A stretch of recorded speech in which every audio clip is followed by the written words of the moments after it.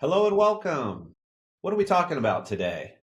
The importance of an effective cybersecurity program in 2025. We have a powerful and exciting program for you today with an incredible group of industry experts, and I'm excited to introduce them to you now. Shauna Phippen is co-founder of Redbox and Storm AI, both technology companies based in the San Francisco Bay Area that provide managed services and AI strategy to help companies reach their full potential. With an extensive background in organizational leadership, emerging technologies and management, Shauna is obsessed with efficiency and passionate about business and the people that run them. Outside of the office, Shauna is dedicated to her family and community. Will Foret is the CEO of Spot Migration, a managed IT department that helps growing companies eliminate technology frustrations. With over 15 years of experience, Will's dedication to creating peace of mind by making technology reliable drives Spot Migration's mission to deliver the best client experience in the AEC industry. Randy Martinez is Vice President of Technical Services for IT Pros Management Group, a full-service IT and cybersecurity consulting firm with offices in Southern California and Southern Nevada. Randy is a best-selling author and speaker in the IT industry. Randy's book, Relax IT is Covered, is also IT Pro's guiding principle. Tyler Wallace is the CEO of CTS Computers that has been in business for more than 30 years and has consulted for hundreds of small and medium-sized businesses, along with highly regulated industries such as finance and DoD agencies. Along with assisting organizations with IT management, the differentiator for CTS is prevention of cybersecurity threats through proper risk management. And I am Brett Phippen, co-founder and integrator of Redbox Business Solutions and Storm AI as well. So we're going to take this over to Tyler Wallace here first. Tyler, tell us, how do you know if you need an effective security program? Well, that's a good question. I talk to business owners every week and I say, how do you feel about your cybersecurity? Like, oh, everything's great, right? Everything's good. No problems. I'm like, really? Like, how do you know it's effective? And then all of a sudden it's like, well, I don't know. That's a good question. And here's the problem, right? With cybersecurity, it doesn't pop up and say I'm broken, right? When your printer doesn't work, usually you can't print, right? Your internet goes down, you can't get on the internet. When your cybersecurity is broke, nothing jumps up and says, I'm broken. So a lot of these business owners, what they don't realize is there's a hidden illness on their network, right? They have broken cybersecurity. It's not effective and they don't even realize it. And I think of this, in comparison to heart disease, right? A lot of people don't realize heart disease is the number one killer in America. And there's an argument that said that improper cybersecurity is probably the number one risk for businesses, right? And also heart disease doesn't always have symptoms. Like I said earlier, when you start talking about your cybersecurity not being effective, it's not going to pop up and say, hey, I'm ineffective. And something else is heart disease is not curable, right? Once you have heart disease, you got it for life, right? Cybersecurity, now, if you were to have an attack or whatever it might be, yes, you might recover, but it can it can impact your business for a long time. And then heart disease is preventable through diet, exercise, and no tobacco use, right? So we start talking about how do I stop cybersecurity threats? A lot of them are preventable, right? You just need to manage the risk properly. That's some great points there, Tyler. What's been your experience talking to business owners on how they feel about their cybersecurity? Well, they think it's all great, right? I mean, they think everything is just hunky-dory, and so they don't do anything, right? So it takes a lot of education for the business owner to understand, like, hey, I am not healthy, right? So why do you think that most of their cybersecurity programs aren't effective? Well, I think a lot of cybersecurity programs aren't effective because they've got the wrong person managing the risk, right? So you think about it, oh, hey, we need a cybersecurity program. Everyone knows they need antivirus, right? So they go to the IT guy, IT manager, director of IT, whatever it is, right? System admin. They're like, hey, I need you to manage our cybersecurity program. And of course, that person is going to say, okay, well, it's kind of like this, right? I think about your system admin, the person managing the network and the IT, they're like the person that is a heart surgeon, right? But a cybersecurity professional and a risk management professional, they're more like the brain surgeon, right? So you got two very important people, but you would never want your heart surgeon to perform brain surgery or vice versa, right? And then if you asked them and they said yes, oh yeah, if you go to the heart surgeon and say, hey, will you do brain surgery for me? And they say yes, would you really want them to? Yeah, So I think the that's a reason a great lot of analogy. programs, what's that? I was just going to say it's a great analogy. I think it really helps us paint that picture. So it really helps us understand from a different perspective. Yeah, so I think they just have the wrong person managing risk for the organization, right? And then let's face it, the IT person, they're not liable for that risk, right? And they don't want the liability usually. But you're saying, hey, IT person, make me secure. And again, that's making your brain surgeon do heart surgery. Hey, Yeah, Tyler, that's real quick great. question for you. These pushbacks that you're getting from business owners when you start saying, hey, do you need a program? What are some of the common things that they're telling you, why they think they don't need it now?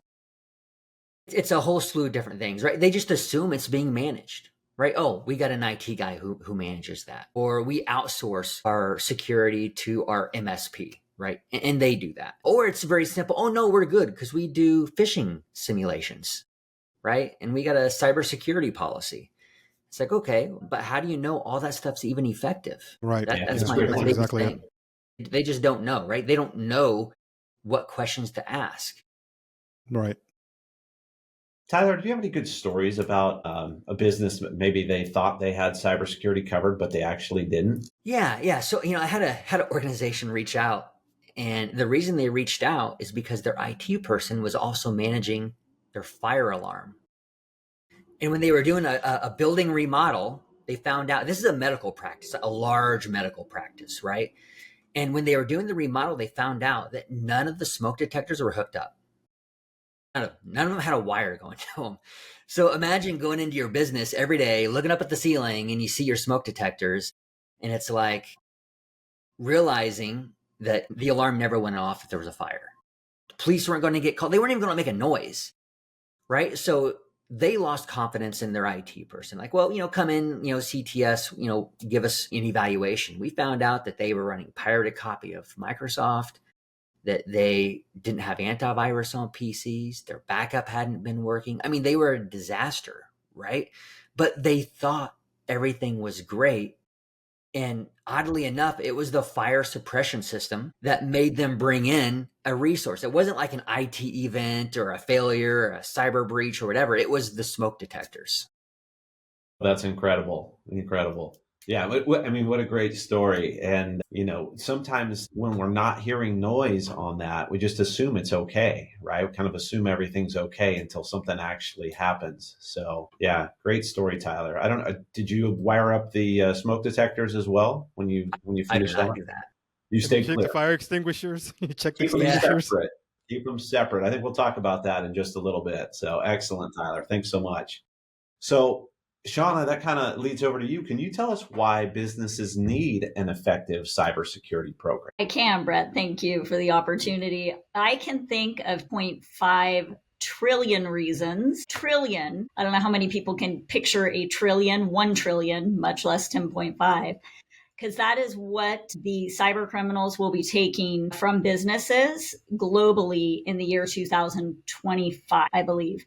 And just to give you an idea of what that looks like, the United States gross domestic product is 29 trillion.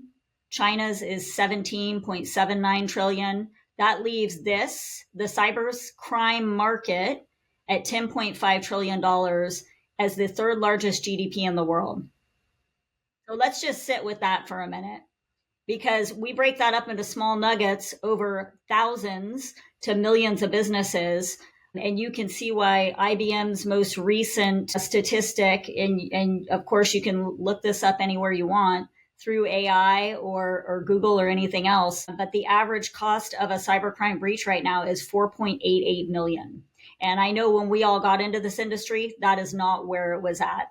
But I can probably guarantee, I know we get calls every single week with breaches happening. Sometimes they're $10,000, which is rare that they're that small, up to ransomware requests in the millions of dollars. And I think the business leadership and decision makers around technology and cybersecurity don't understand that this is happening in our nation every 7 to 11 seconds. Companies are getting held hostage and they're incurring significant damages and business crippling events as a result of that.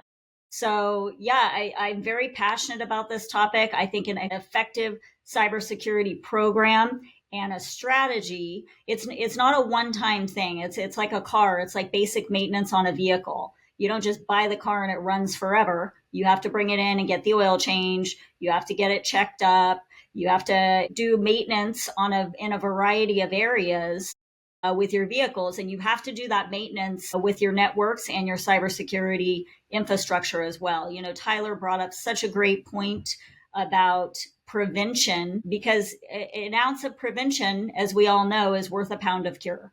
You know, and so if we're not being preventive and proactive with our strategy, then we're hitting those points like Tyler referred to with the heart attack. Then we're in what's called post boom. You know, the boom is the big incident that damages reputations, creates, you know, losses of jobs, huge financial ramifications for companies, and therefore affects individuals, therefore also gets into legal issues, which gets very damaging in themselves. So I think if we're not attacking this before the boom and we're attacking it post boom, or what we call to the right of the boom, it's a lot more destructive, a lot more expensive, and a lot more painful for everybody involved. Yeah. Over here, those boom events, we call those BPMs, butt puckering moments. We try to prevent them. So 100% agree, Shauna. That is one way to describe them for sure. Pucker moments. Let's avoid the pucker moments at all costs. Amen. But I think that holds true, that pound or that ounce of prevention holds true in this space as much as it does anywhere, because we all know from dealing with this that recovering after the fact is so painful. You've got ransom payments up front, you've got loss of business, you got expense due to that, and then over time you got reputational damage. And a lot of those things are putting companies out of business when they get hit with this. So again, prevention on the front end, right? Yeah, So, and I'll just say, so I heard the statistic the other day that you are more likely to have a cyber incident than you are a speeding ticket, right? So think about that, right? So I mean, the risk is there, right? You're not seeing the police officer on the side of the road clocking you. And I'll also say that it's not about businesses anymore keeping the lights on. It's about keeping the doors open. Right? Absolutely. Because a cybersecurity event will just close the doors. More than 50% of the time now. It's greater than 50% on small businesses of the impact that's actually shutting down those businesses that are impacted by ransomware and big events. And the one thing I'll say is regarding just why you need the effectiveness, I've seen just a morale issue when companies have called us after an event, and now their staff, the morale has gone down because now they're ineffective. They can't work. They can't do things. And a lot of times they can't make money. So that big, reputational hit, that productivity hit is destructive to morale internally once you find out your organization's been breached and now everything comes to a grinding halt. It's just really bad. Well, I mean, you bring up such a great point, Randy, right? That's here at Redbox and with our clients, we believe firmly in continuous improvement constantly. So, how you do one thing is how you do everything. And if you're not dedicated to your cybersecurity infrastructure, I think the two biggest value adds for any single company in the world are the two biggest resources are its people and its technology today. And some people would say, especially now with AI becoming more prevalent and bringing more value to businesses, that technology is starting to rank up above people in some regards, and people are often dead in the water without their technology. So it's really important that we're being thoughtful about how we're running our tech and our people. But if we're slacking on any of those, it does kill morale, because we're just showing a lack of dedication and effort as leaders of our industries and our companies. And that's a real problem. And so I think that this is a big wake-up call for companies to start allocating the required budget and being mindful of the importance of their technology and the value that it brings them. It's a huge conversation around that. And I mean, cybersecurity is not fun, it's not sexy, it's not exciting in and of itself, but it's critical to the value of our businesses and our nation's economy, quite frankly. Yeah, I think you bring up a good point. It's not sexy. You don't necessarily feel it. You don't get a tangible, hey, this is fun and cool result out of cybersecurity, right? But it is such a foundational piece now. And I think that's what everybody is coming to terms with. It needs to be done, or there's going to be some significant impact on the other side. So Shauna, can you share some of the key aspects of the cost of not having a cybersecurity program or a strategy in place?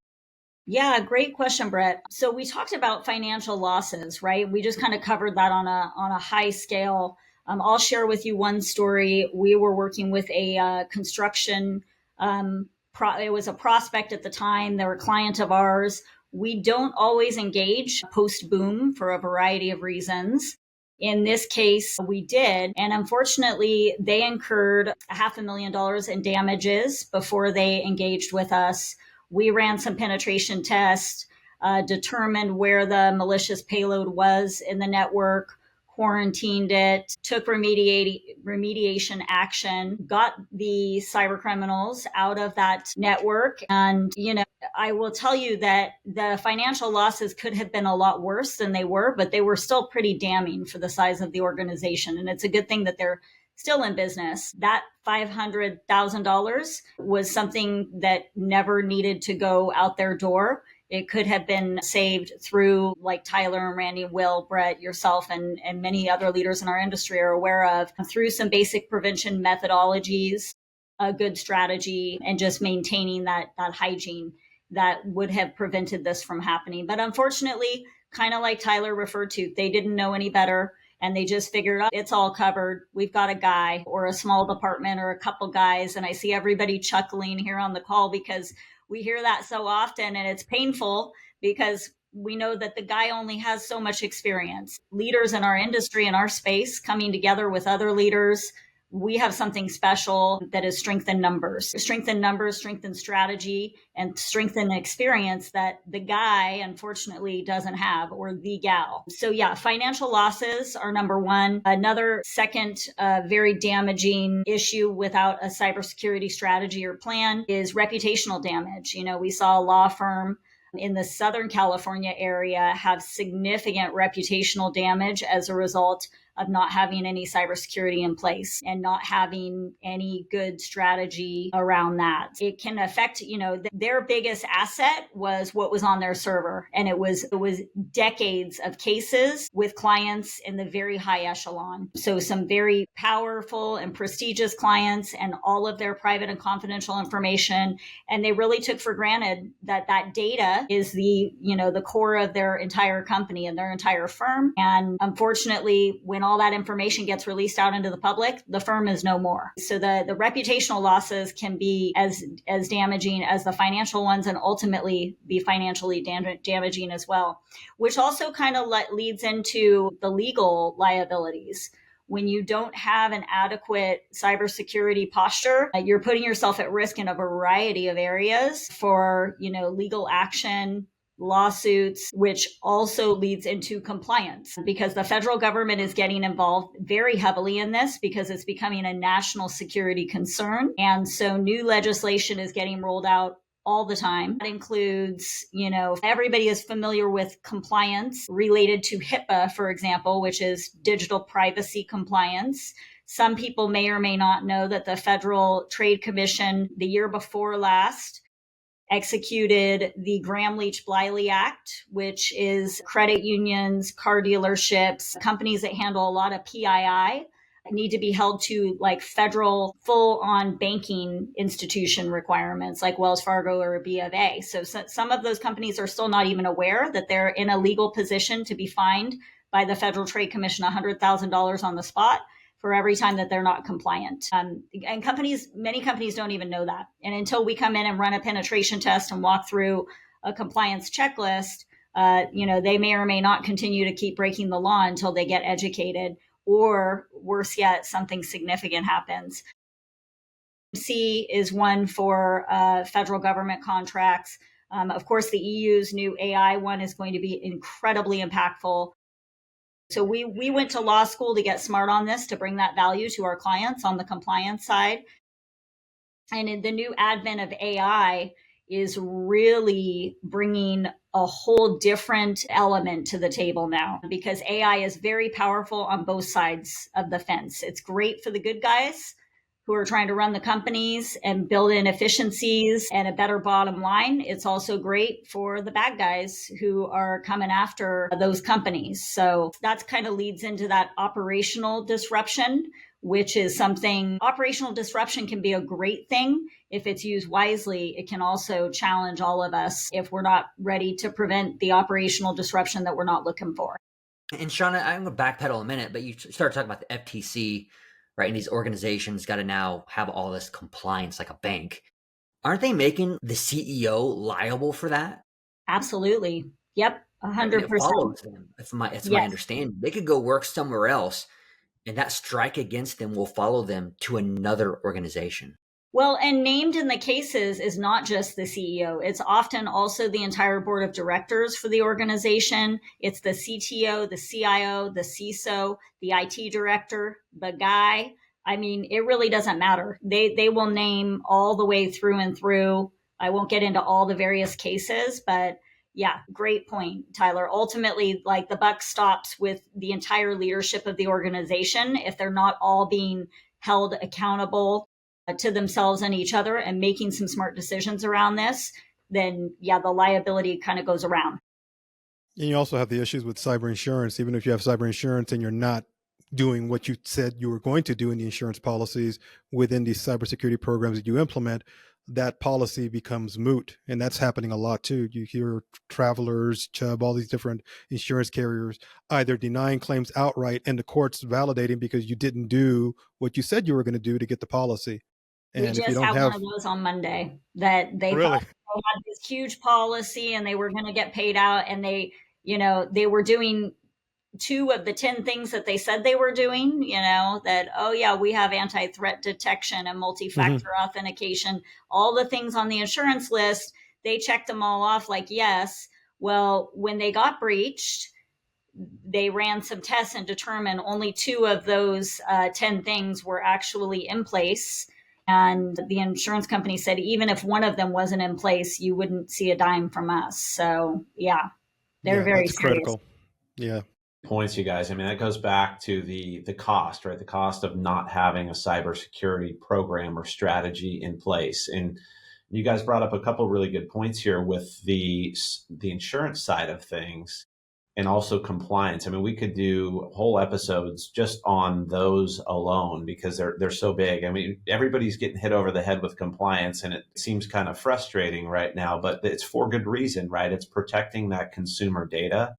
So that word compliance will become more and more prevalent as we move on, and it's becoming more enforced because a lot of these, as we know, HIPAA hasn't had a lot of teeth, right? It's been a very retroactive after the fact and said, you've done something wrong, we're going to fine you. But a lot of these compliance standards, you actually have to pass the test before you can get the next contract in place, as we're seeing on the CMMC and DoD. Yeah, really, really good talking points, and you make some great analogies with some of the specifics in there too. So thank you, Shauna. And going to Will, I think, Tyler mentioned this when he spoke a little while earlier about why IT and cybersecurity teams should be separated and not necessarily be one and the same or all under one umbrella. So Will, can you speak to that for a couple of minutes here? Sure, Brett. So let's start with, if you look at IT, a lot of leadership will think that it's all encompassing, that IT should be responsible for all things that touch technology. And the issue is that the IT generalist doesn't really exist anymore. There's not just the people side, there's a process, there's also tools that go into the day-to-day. And for an IT person to be able to manage all of those things, and then on top of it, be able to deal with threats that are happening in the middle of troubleshooting, they're completely different processes, different people that are looking at it. It's different training, everything, right? So if anything, I would actually say that not only should you separate out IT and cybersecurity completely, But this way, by separating it out, you can start attaching a budget, and it should be separated out on your P&L. So this way, you look at how much you're spending on IT, you're looking at, IT's job is to increase productivity, get you back to work. Whereas cybersecurity is looking more at risk management. They're looking at threats, right? It is not troubleshooting. It's dealing with, the potential, the prevention, or if something is happening, looking into it. Look, because cybersecurity threats are evolving rapidly, especially with the use of AI. I mean, we are in the beginning of the use of AI. Things like, uh, the threats that are out there that we've seen 20 years ago, all of a sudden are popping back up. Like the Nigerian prince scam is alive and well, right? Why? Because all of a sudden the Nigerian prince is able to speak English a lot better because of the use of AI. And so to be able to monitor threats, you need new tools.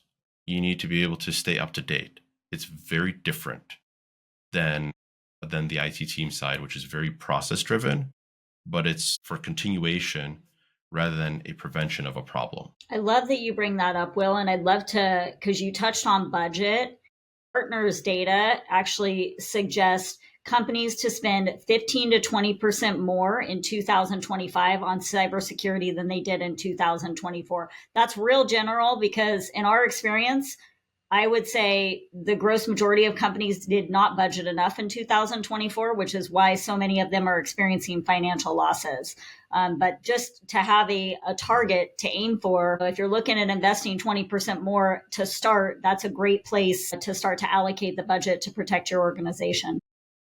I like to say also that what Will brought up regarding these old, most of us on this call have been in IT quite a while, so we remember a lot of things. And these old scams that we used to see 10, 20 years ago are revitalized. I was reading an article from the FBI's cybersecurity division, and they were saying that they were shocked to see some of these old scams 15, 20 years ago, the little pop-up that pops up and says, hey, your machine is, breached or something, and people falling into that because of AI. They're looking much more official. They're looking more like an actual Microsoft alert or anything like that. So the advantage of having a team of people that can dedicate their effort to that protection and not just relying on the IT guy and pounding on the IT person to protect your organization as well as keep your lights running, is those days are gone basically. And I'm glad Will is bringing that up. Yeah, it kind of goes back to Tyler's point about the smoke alarms, right? IT used to Yeah. sort of cover everything, right? And now it really is needing to be separated into its individual core components so they can properly be addressed, budgeted for, focused on as needed. So we'll talk about it from a risk management perspective for a minute. So from a risk management perspective, let's talk about really a little Reaganism. Trust but verify. For those that were born after he said that, this was something he said during the Cuban Missile Crisis. So we're trusting our friends that they're doing what they're supposed to be doing, but we want to verify. And so risk management is all about making sure that, let's say, the IT team is doing what it's supposed to be doing, but also the users, right? So this is a way to, because the process is totally different, it's a way to have a process where you know that things are getting done, but because there are human elements to that process. For example, let's say antivirus doesn't get installed on a machine, right? Well, how do you know that your antivirus is being installed on all 200 machines or on all 500 machines? Or maybe half your workforce is working from home or remotely. Well, how do you know they're being managed appropriately? That for some reason VPN or some reason that whatever the remote access isn't the same tool that's being used by the bad actors to get into your company. How do you know that? Well, in order to be able to understand that, you need to manage that risk. Making an actual profile of the entire company and how bad actors can get in, and then managing and saying, well, it's okay if it's over here or not okay over here. whether it's due to compliance, regulated industries, or not. But if you don't know that, if you don't really have a checklist to go through, if you don't have a framework to go through, it's really hard to evaluate that. And following the framework, Will, I like the verify part because I talked to a business owner the other day, and they had 4 IT people. The system administrator left, found out their backup had not been working for 3 months after they left. And the only reason they found that out is because someone else had to take on that responsibility when he left, right? So you might think that everything's happening, right? But you need the verification process to say, okay, it is working.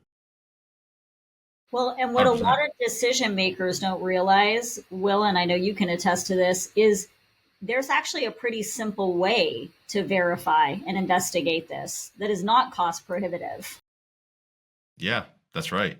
That we all use a number of different strategies for that verification process and are readily available to do so. Risk assessments, cyber risk assessments of all different kinds.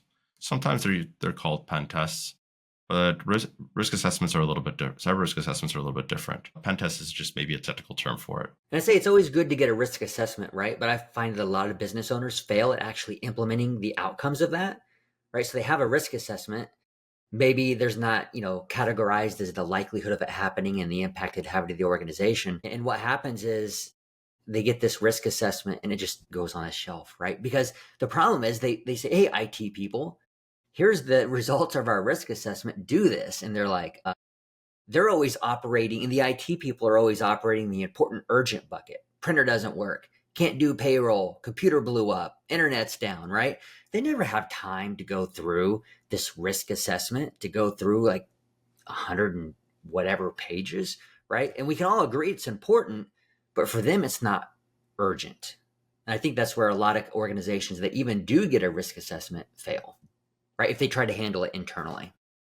Well, Great. I was going to say, I always look at even our businesses. I mean, even our industry. We know a lot of companies. I mean, everybody on this call right now, in this recording, we all operate under that mantra of having IT and cybersecurity, IT support and cybersecurity separated within our internal teams. So our teams, for all of our companies here, we all have an IT support team that handles support, and we have our cybersecurity, our security operations center that handles our cybersecurity, and they never meet. They basically are 2 separate entities operating under separate protocols, procedures, and I think that's what most businesses lack, is understanding they need to do the same. We do it because we know for a fact that in 2025 we need to do it that way, and we've been doing it that way for a few years now. But now it just becomes even more important.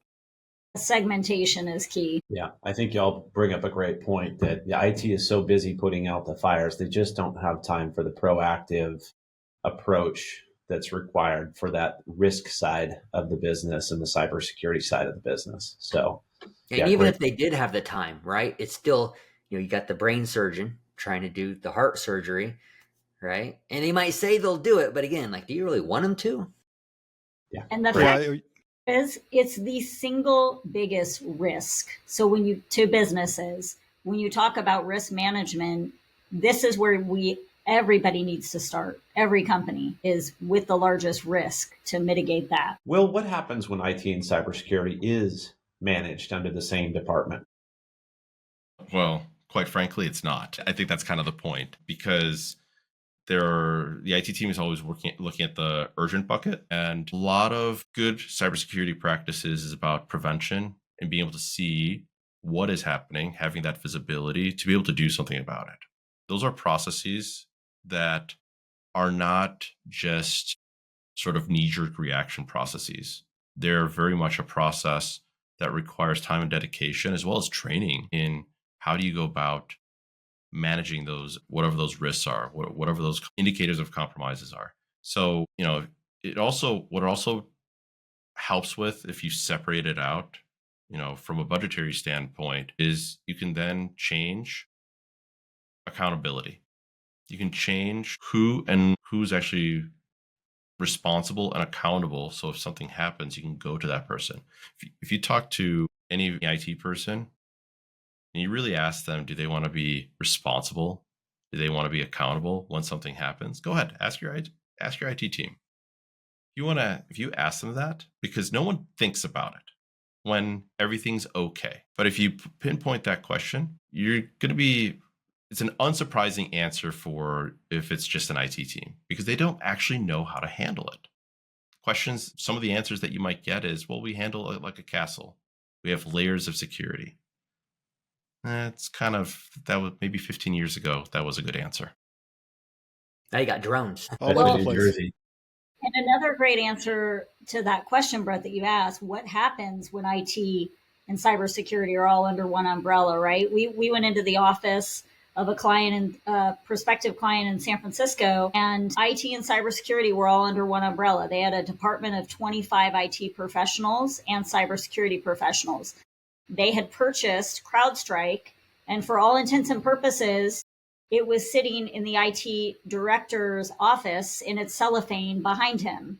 So that's an example of what happens because IT does not have enough time to have the strategy and execute on that and deploy it out. So we said, what tools are you using? Are you using endpoint detection response? Do you have a incident response plan, et cetera, et cetera? And they said, well, the great news is we just procured CrowdStrike.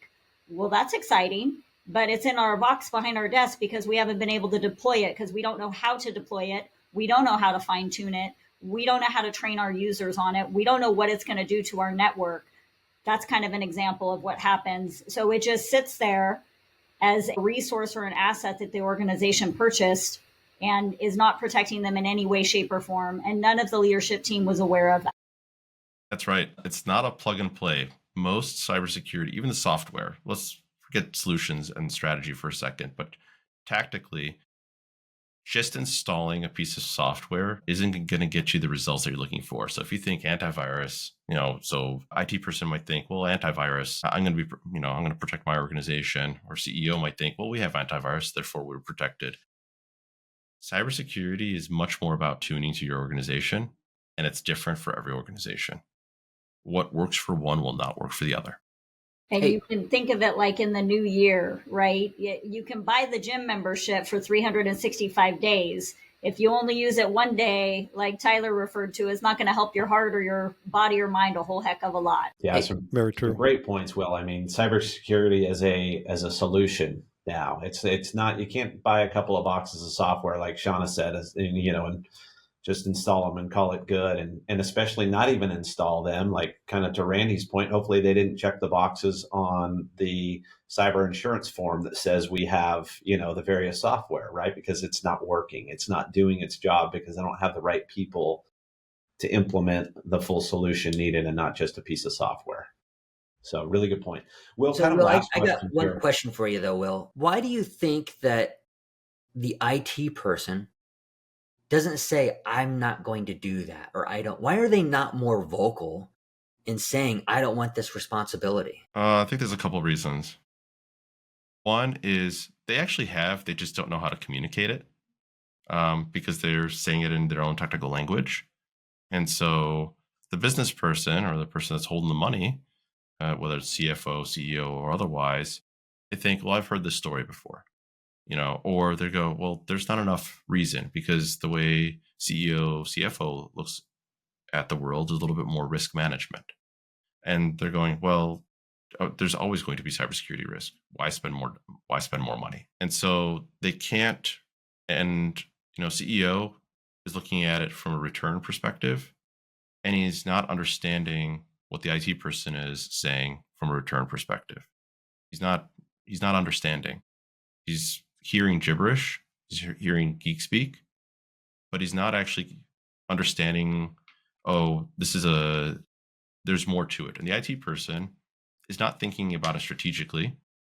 He's thinking about it as a Band-Aid fix. Hey, fix a hole. He's not thinking about it as the journey of cybersecurity. He's thinking about the end result of cybersecurity. We are now secure. A little different. And why don't you think the IT person just goes to leadership and says, get someone else to do cybersecurity? Like, why do they take it on, the responsibility? Because they think that their own job is going to get threatened. I mean, bottom line, they think that their own job is going to get threatened. And because right now, the only IT, because cybersecurity is thought of as under IT rather than separate. No one's made that mention. Therefore, if they show a failing, they might get fired, right? I have holes in my network. Well, that was under my responsibility. Therefore, now my job is under threat as to whether or not, I'm going to still have a job after a risk assessment is done. It's like looking through your underwear drawer. No one wants to see that. That's a good point, Will.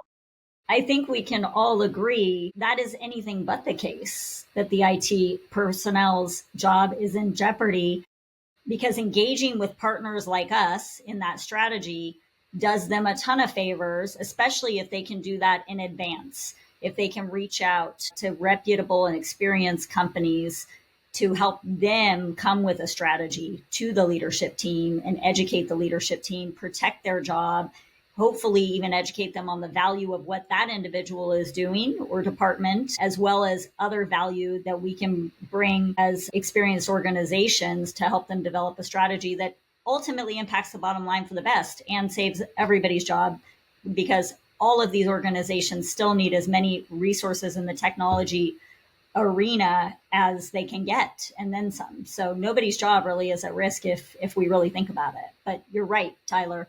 Great questions and great points, Will. That is exactly why they, not facing that fire, not having those discussions, not doing the researches is the biggest concern and cost overall. Yeah, I think that's a fantastic point. IT used to really protect that information, right? They didn't want anybody to see behind the curtains. And that's the first thing we all do. All of these companies on the call here will go in and say, hey, we're working with you. We know from an IT perspective, you are buried. We're here to help. We're here to help take things off your plate that you shouldn't be dealing with.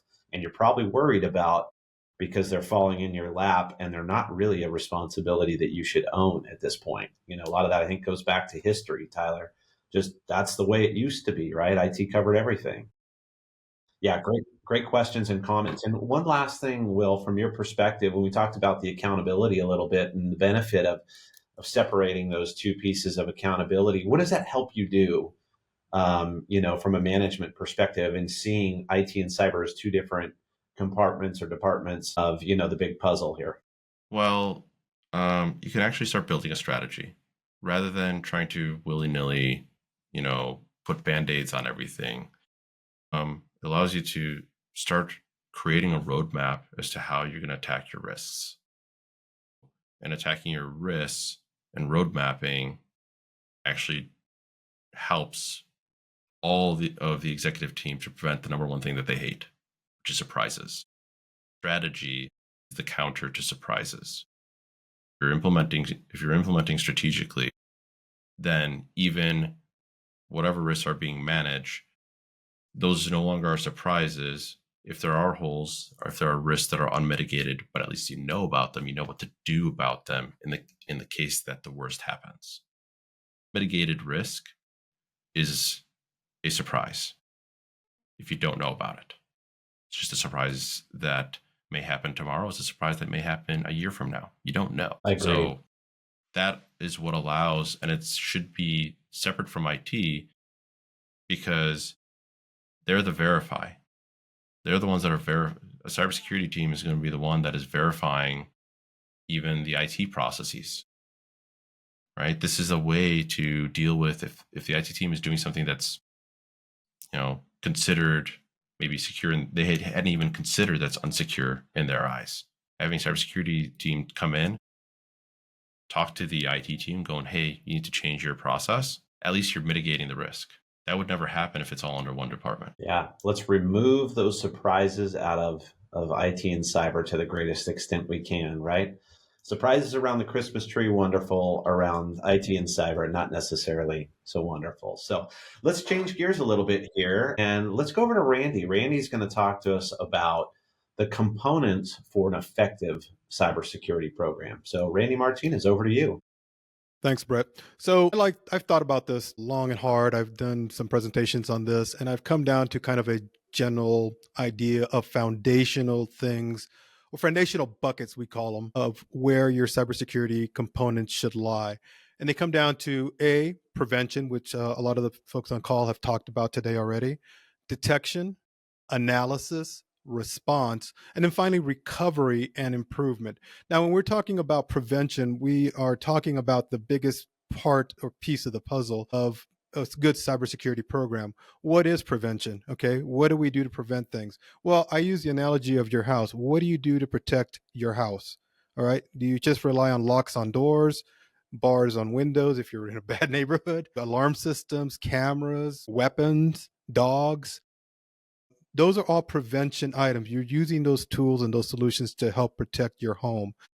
In the cybersecurity arena, when we're talking about prevention, again, some of these things have been talked about. Antivirus, which is kind of what everybody defaults to when you say, how do you prevent a cyber attack or cyber threat? Antivirus. Well, okay, that's one, but that's not just the only one. Prevention is multifaceted. Will mentioned, a multi-layer arena of protecting yourself. You want to make sure you have things, and including, when I include prevention, people always forget the one thing about prevention: people. People are your last line of defense. All right. You can put all the solutions, tools, the best stuff in the industry out there. Nothing's 100%. Something is bound to get through. And who is the last piece of the puzzle to help protect and prevent something from happening? Well, unfortunately and fortunately, it's the person behind the keyboard, you, the individual. All right. You, the person, are responsible for that last line of defense. You are the last line of defense because you are the one that could execute a ransomware attack by clicking on a link, or you could be the person that stops and contacts their cybersecurity team and says, hey, I just got an email. It looks bad. Let me know what you think. And then it's checked out. And yes, it was bad. Thank you for letting us know. So that's a prevention section. Not only that, security awareness training, password management, all these pieces come into the role of what prevention looks like. And that's what's something that a lot of people, when you think of how to prevent an attack, the default position, as I mentioned, always comes out to be antivirus. Well, again, like I just told you, that is not the last all and all be all. It is just one piece of the prevention model that needs to be looked at to help prevent something from happening. I think Shauna mentioned early on, one prevention is a pound of pain that you can prevent if you're basically having the prevention tools and solutions in place up front. The next piece really is that detection piece. You want to be able to detect. Yes, you can prevent, but what if something does get through? All right. You want to have the solutions and the tools and the personnel available to you so that you can understand what is happening, detect it, and be able to stop it in its tracks. Detection is critical. But that's one piece that I always, when I'm talking to business owners and we're talking about cybersecurity, for some reason they always miss that piece. And we're talking about intelligent people that know their stuff. They're really smart, they're well educated, but they always seem to miss the detection piece. They go from prevention to response and they miss the big piece of the puzzle in between there. So prevention, the next piece is detection. You want to be able to detect things. That's a big layer of the cybersecurity model or the cybersecurity program you want to put in place. You want to have solutions, tools, and personnel that are going to help detect things as they're happening. All right. And be able to stop them before they do happen. Because if you don't stop it, then you're going to get into the next phase we're going to talk about, which is response. And the response phase is the phase that Shauna talked about earlier, which is that right of boom. That right of boom scenario is your response. Now something as bad has happened. Now you've got to respond to it, whether it's a ransomware attack, a data exfiltration, your network has been compromised, money has been sent overseas from your bank account, things that happen after the event has occurred. Now you're in that response mode. And that response mode is you being able to have protocols, procedures in place to know how to respond to that. Because that's things that your cyber insurance company, your stakeholders in your organization are going to want to know that you're able to do. You want to be able to, if something does happen, have a protocol and procedure in place that you can respond to with a playbook and knowing this is what needs to happen now that something has detonated. It's gone off in your face and now you've got to deal with it. Again, we all have to come and be true to ourselves and true to our reality and say, there's nothing 100% out there that's going to keep you safe. That's the reality. Nobody's going to, if somebody tells you different, they're not being very genuine or honest with you because nothing's out there is 100%. But you can do a lot to mitigate risk, mitigate threats by implementing solutions that fall into these buckets. The final thing is, what do you do after that right of boom? Okay, you've recovered, you're in that recovery mode now, you're in that improvement mode. How do you learn from your mistakes? What do you do? That's critical to this. And again, that's a piece of the puzzle that I see business owners and CEOs, CFOs not really thinking about. They're always thinking about that prevention and then what do we do if something happens? But they don't think about after what you've cleaned up, you've gotten back into business, hopefully, knock on wood. You are now in a position where you can actually learn from your mistakes and be able to implement the solutions to better secure yourself. One thing I remember right now, and just thinking about what Will mentioned, and one key word that he mentioned earlier is cybersecurity journey. All right.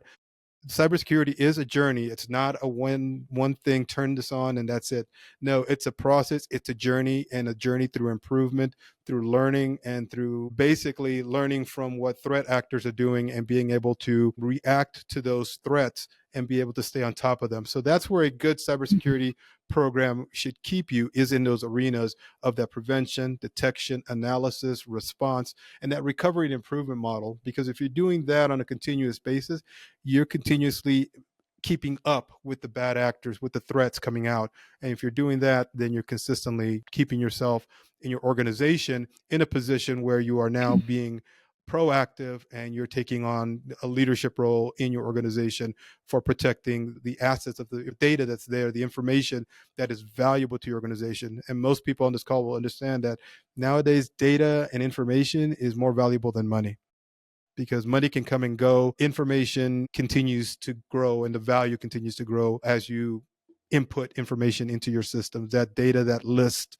the client profiles, all that thing are important to your organization. And you want to make sure you're doing things to keep things effectively protected by implementing a good cybersecurity program. Hey, so Randy, you mentioned detection is often missed. Yes. And it makes me think about that client, well, now they're a client, that had the smoke detectors.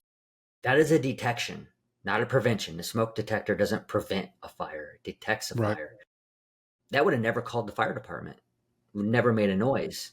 They would have never known. And then you talk about response. Every second matters in a response, just like a fire, right? Which is better to respond to a fire after 3 minutes or 30 seconds with a fire extinguisher, or 30 minutes after it's spread to the whole building? One is, maybe you just got to do a, $1,000 remodel, right? The other is a complete loss, right? So I think, with response, it's, every second matters as well. Yeah, and I continuously see that it's always for some reason. And again, these people are educated, are smart folks I'm talking to. They're at the top of their game in their business, in their industries. But when it comes to this, for some reason, there's a hole there, and that's something that I spend a lot of time trying to educate people when I'm talking to them on. This is the model you need to pursue. These are the buckets. No matter what tool you're using, I mean, there's various tools and solutions out there, but the idea of having a good prevention model, a good detection model, a good response model in place is critical, because if not, then you are basically putting all your apples in one cart. Prevention, for example, you're putting all your money in prevention. Well, okay, if something got through, now it wasn't detected, like you mentioned, the fire alarms were detected, nothing detects. And then the response, because now all of a sudden something's gotten through and actually caused a problem, a ransomware attack, a breach.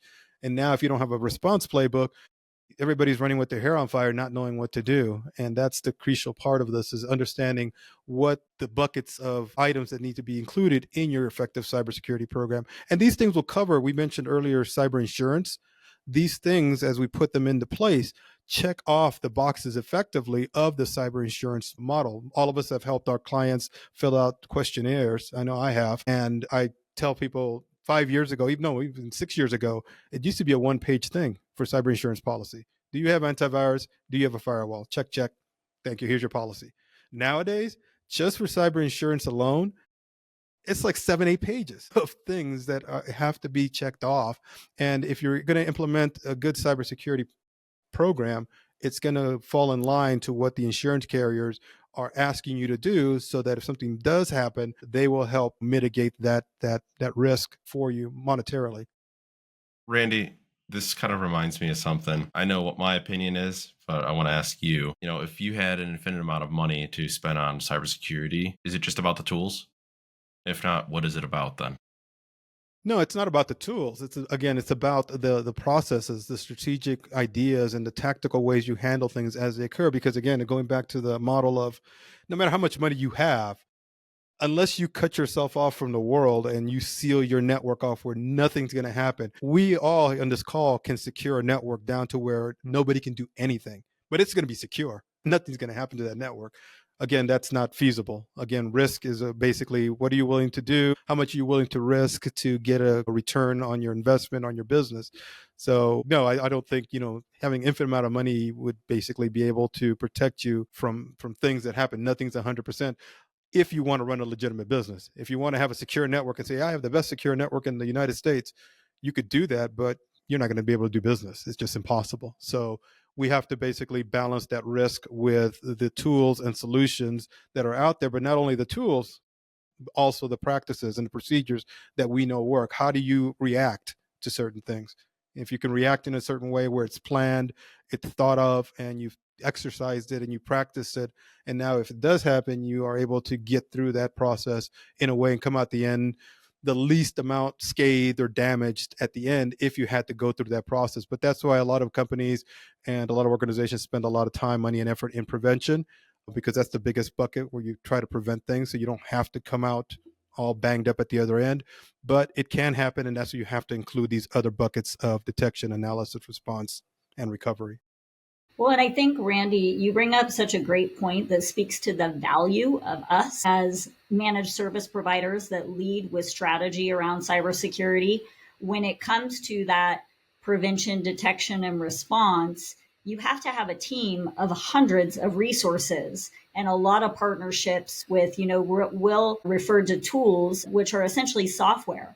And I know with all of us as leading managed service providers on the call, we have hundreds of resources between us, human resources on our teams, and we have dozens of partnerships that are very powerful and impactful. I think that that's, but our clients have one team to go to that then works with several security operations centers, network operations centers, service desks, and we go through and vet the best partners to build the best strategy, which is constantly evolving and changing. So I love that you brought that up about the detection and response. And the antivirus, made me think instantly, because you get those IT departments that say, we have an antivirus. Like, that is a Sony Walkman in the 1980s with a cassette tape, right? Like, that was really cool back when we were all listening to, Chicago and Madonna, Michael Jackson. I mean, not to date ourselves here. But today, under the Christmas tree, is the Apple AirPods Max or the AirPods Pro or the Beats. We're not working in the Walkman era anymore, guys. So it's time for us all to kind of really get a wake up call on antivirus alone is not adequate enough. Correct. Yeah, and I see that happening a lot where, people say I have antivirus and they basically talk about, oh, we update our definitions. And when they go into that point of conversation, I'm like, you're dead in the water. If you're talking about updating definitions in 2025, you've got a really bad product and you might as well just take it off because it's not doing anything for you. The way the threats are occurring in the modern era. Randy, I'm going to circle back to a point you made a little while ago about who we work with. And we work with very smart individuals, right? CEOs, CFOs, directors of IT, CTOs, that they're very smart. They're very good at what they do. Why is it so hard for them to connect with this sort of nebulous cybersecurity and IT and the division and the separation of those two things? It's a different conversation, right? It's a different language, and it's kind of hard to make it tangible. So can you speak to that for just a sec? These people are so well educated. Why is it so difficult sometimes for them to connect the dots on the cybersecurity piece specifically? I think it's because a lot of the folks, Will talked about earlier, basically separating IT from cybersecurity. I think a lot of those folks have grown up in, come up the ranks of having an IT department or an IT person. That person did cybersecurity, IT support, fire extinguishers, plumbing, everything under the sun that nobody else wanted to do. I was one of those. I worked for a company where I was the IT director. I was also in charge of maintenance for the janitors. and I was in charge of security because I was in the military. So my owner thought I had a good background. So I've been in that position as an IT person that everything's thrown onto them. So I think they're used to that mindset. And now, again, I work for a company, it's a multi-million-dollar entertainment company. The owner, intelligent guy, I mean, really, really smart, but he thought the IT guy, me, could handle everything because I was competent, and and it was more money for me. So I said, yeah, I'll do it. But it wasn't effective because at a certain point, I don't have the amount of knowledge to be able to handle. And back in the day, maybe I did, but I'll be honest, today's world, I focus a lot on cybersecurity. I've got a team of IT support people that handle stuff, but my focus a lot is around IT security because that's where we need to protect our clients. I'm focusing my effort, even though my background is started off in network engineering and IT support. That's the mantra of most people in business today is the IT person will handle cybersecurity. And as Will mentioned earlier, it's just not doable. It's not reasonable to think that anymore because again, you're putting so much pressure on that one person, it's going to burst. Anything you put a lot of pressure on eventually will pop, and it will pop at the most opportune moment. And that's what we're trying to avoid is we're trying to segregate those two things so that nothing pops. Your IT support keeps running. They run the business. In your cybersecurity team, persons, they basically are focusing on that risk management, that threat detection, that analysis, that prevention, the things we just talked about. That group of people or person is their existence, and you have to do it in today's world because the threats are 0-day threats. We all know what those are on this call, are popping like that. They're just continuously coming up, and we need to be able to have a team of people that can just focus on that area. And hopefully with education like this, business owners will understand that they've got to take a look, step back, and that the old way of doing things are not the way you want to do them today in today's world because it's just not effective. Yeah, it's a great point. Game has changed, right? It's changed. You could handle it back in the day much more effectively than now. It's not even possible. So, Randy, which component would you say of an effective cybersecurity program do you feel is most important? Personally, I think prevention, because again, prevention is kind of where you're trying to do everything you can reasonably within your budget, within your risk tolerance. And again, I mentioned risk tolerance because that's, as Will mentioned earlier, cybersecurity programs are different for every organization. One organization's risk tolerance is totally different than the guy next door's tolerance. All right. One guy can tolerate risk and say, yeah, if things go bad, I can recover. Another organization. So if one data record gets out of my location and gets breached, I'm out of business. So the tolerance is vast there. So I think prevention is important. We spend a lot of our time researching tools that help prevent actions. But again, after that, then I think the detection model falls in second in line because, again, if something does get through, we want to catch it before it can spread, can cause damage. And that piece is also important. But for me personally, prevention is critical. Excellent. So, do you think it's best to have one single solution that kind of covers everything under one umbrella, so to speak, or is it better to have multiple solutions working together to protect businesses? I think today's world, personally, we all are bombarded with authentications to everything we do nowadays. If we go to our bank account, you need to authenticate. You go over here, you have to authenticate. You go over there, Amazon, you've got everything you do in your life, today's world. There's so many different authentication passwords, these things. I think simplicity is better. Being able to have a single solution that can prevent, but also can detect, and then also has the response mechanisms to be able to do that is where you would want to be, that single pane of glass when it comes to cybersecurity, because there is so much noise and so much what we call in the industry telemetry coming in from different areas. So if you're having a Microsoft 365 tenancy, you have information from there. You've got your firewall, you've got all the different endpoints, the devices, your computers, all that telemetry. If you had to deal with multiple streams of data and having to look and analyze those in different tools, it's mind-boggling. It drives you crazy. If you're able to have a single pane of glass that's able to take all that data in, filter it, and within the proper tools and settings, be able to analyze it and say, okay, this is bad, this is not so bad, and to give us the alerts where we need to. I think in today's world, it's better for people because, like I mentioned, from your personal life, it's just hectic, even for us as IT professionals. I know for me, sometimes I'm like, Jesus Christ, why do they keep doing this? Frustrated with cybersecurity, but I know the importance of it. So imagine somebody that doesn't know the importance of it. they want to, oh, turn this off, turn this off. No, we want to have enough information coming in, but we want to have tools that are able to help us analyze that information in a single pane of glass, in a single platform. So for me, I think a single solution is always best. And you may have one straggler outside just as a check, but I think your main core system should be able to handle that, as well as doing a lot of the components that we talked about earlier, password managing, security awareness training. You want to have as minimal amount of tools and solutions, but have them be effective to handle those 5 things that we've discussed here. In Randy, because if you have a whole bunch of tools, like if your AV is different than your EDR, different than your SIM, like alphabet soup, right? Yeah. But if you have all these things separate, you can't correlate the events between them, right? That telemetry, that information coming in is just really hard to analyze, and nothing makes sense. So it looks good here, looks bad over here, and then you're tossing a coin to say, okay, which one do I go with? Is it good or is it bad? Whereas if you have a single solution, it all correlates together, it's all analyzed together, and you get that one single snapshot to be able to make a legitimate cybersecurity or business decision or risk management decision based on the available information at the time. If you have it in one place, it's always better just to be able to do it that way.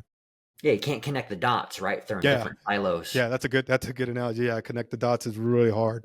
Well, and I think it tells you something when there's so many facets, like Tyler brings up alphabet soup with SIEM, logging, EDR, XDR, all of this. And we talk about strategy, and you can kind of almost relate it to war, and we are at it to a certain degree at war here. And you need a good commander who's in charge, who can lay out that plan and that strategy and make sure all of those facets of the tactics that are being employed are coming together in a unified fashion to win that war, right? I mean, it really just hit me right there, Randy, in our discussion. Like this is, you have to make sure you have a commander you can trust.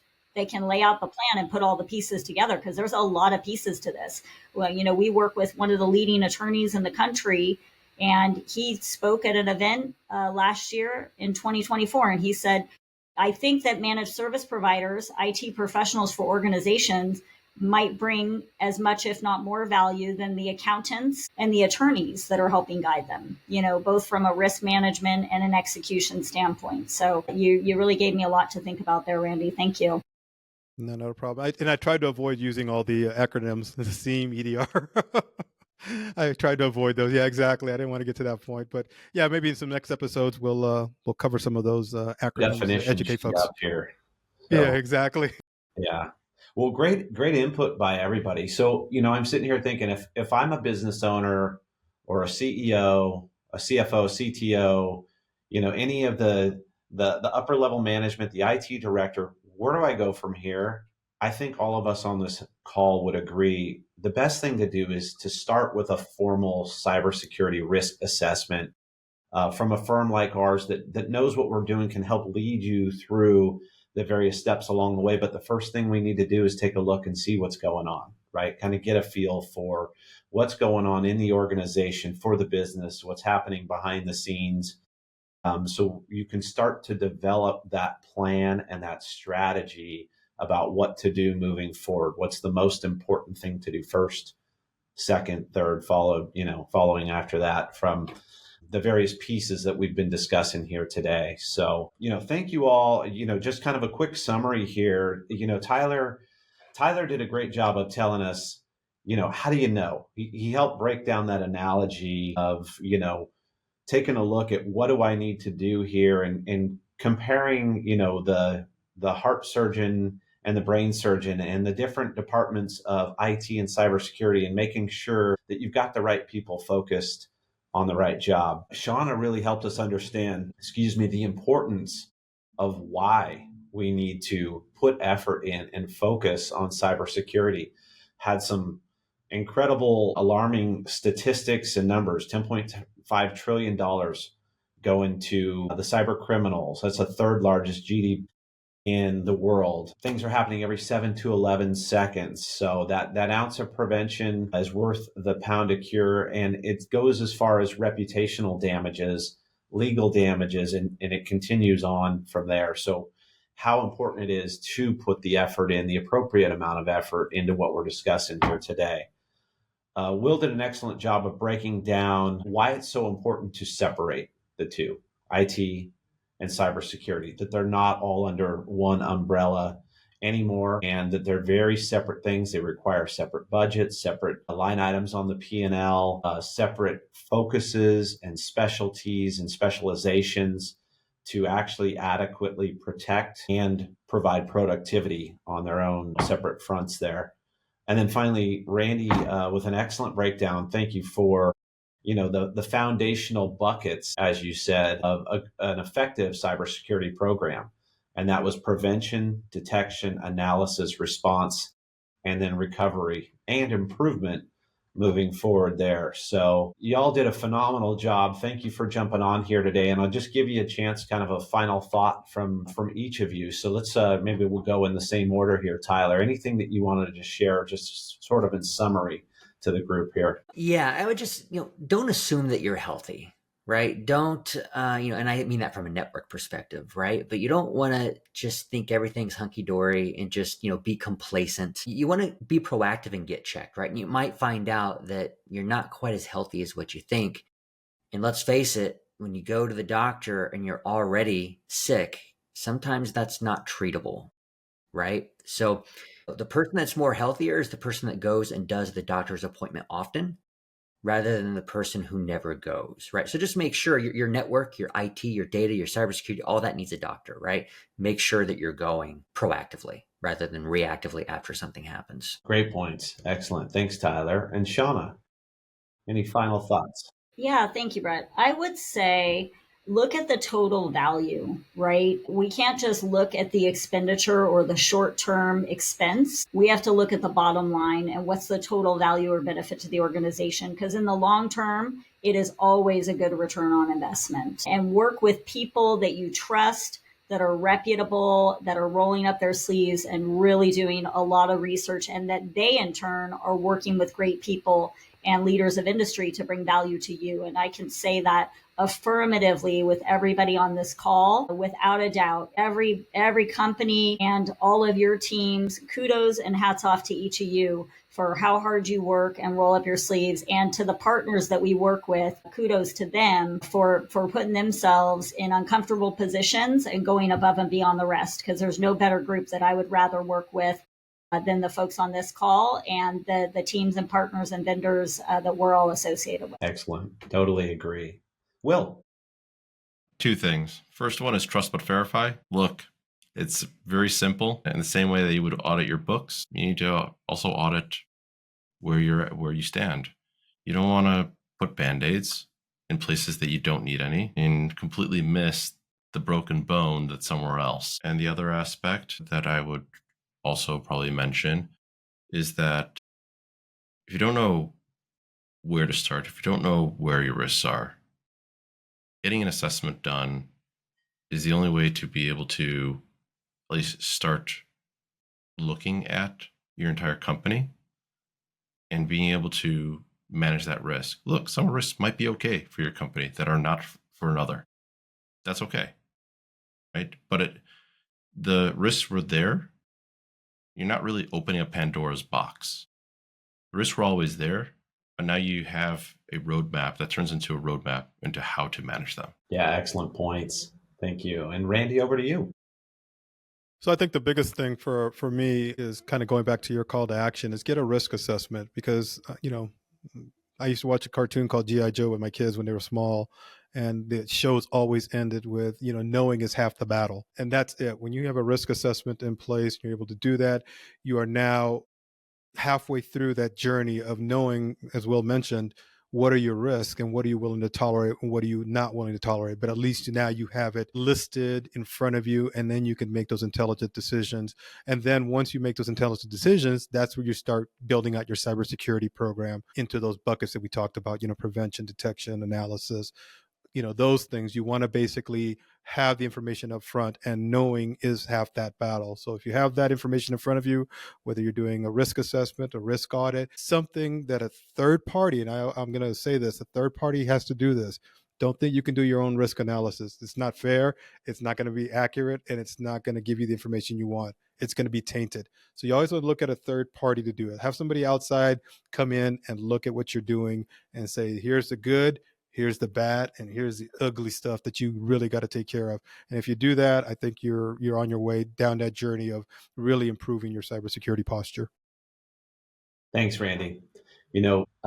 I really appreciate all of you jumping on here. We've all been in this industry for quite a number of years at this point. We've all got a lot of experience, and I consider each of you very much thought leaders and leaders of this industry in large. So it's really neat to see everybody here on this panel together, and I really appreciate working with each and every one of you as much as we do. So I consider us very fortunate to do that. And what tremendous value you brought today, the ton of education on this call, a ton of good information, specifics, justifications, reasons, analogies. So excellent job. Thank you all very much. And just wanted to let everyone know that next episode we'll be taking a little deeper dive on specific components of that effective cybersecurity program. So please join us for that coming soon. So thanks, everybody. We're signing off for now, and we'll see you soon. Great job, technology gangsters.